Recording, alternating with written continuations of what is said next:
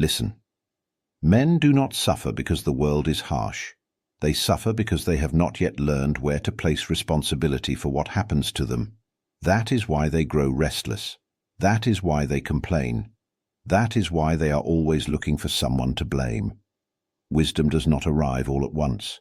It grows in stages, just as a man grows, and these stages are three. At first, a man attributes the cause of his troubles to others. If he suffers, it is because of people. If he fails, it is because of fate. If he is disturbed, it is because of circumstances. He lives like a child who cannot distinguish causes and strikes whatever is in front of him. He shouts at the wind. He rages against time. He demands that the world conform to his desires.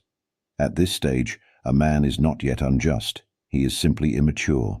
He has not yet learned where his power ends and where what does not depend on him begins. Then the man grows, and he says, "It is my fault." Here he stops accusing the world and begins accusing himself for everything. If something goes wrong, he condemns himself. If he suffers, he feels ashamed.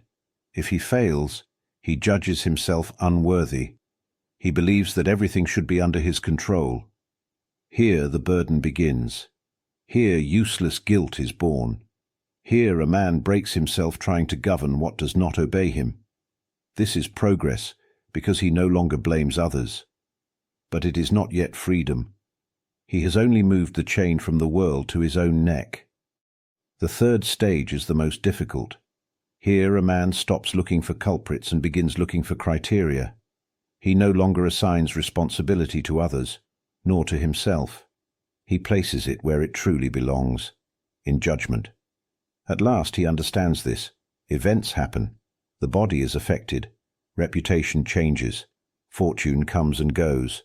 But judgment alone, depends on him.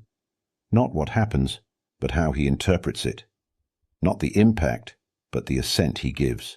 Here true strength is born. Not in controlling the world, not in punishing oneself, but in refusing to hand command to what is not one's own. That is why Socrates did not fear death, not because he was insensitive, not because he was unaware, but because he did not grant death the power to make him base. Death could take the body, not judgment. It could interrupt the breath, not integrity. Do you now see the difference? It is not the event that enslaves a man. It is the judgment he binds to it. For this reason, I tell you, whenever something disturbs you, do not immediately ask, "Why is this happening?" Ask instead, "What judgment am I making? Am I giving power to what does not depend on me? Am I demanding from the world what belongs only to my judgment?" Here everything is decided. Whoever learns this does not become stone, does not lose feeling, does not become cold.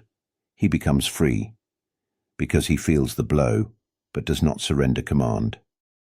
This is the final step, not the absence of events, not immunity from pain, but inner sovereignty. Here a man no longer asks that the world be just. He asks himself to be upright. And when he arrives here, believe me, he may lose much, but he does not lose himself. He may face even what he cannot avoid, not because he is invincible, but because he has learned where freedom resides.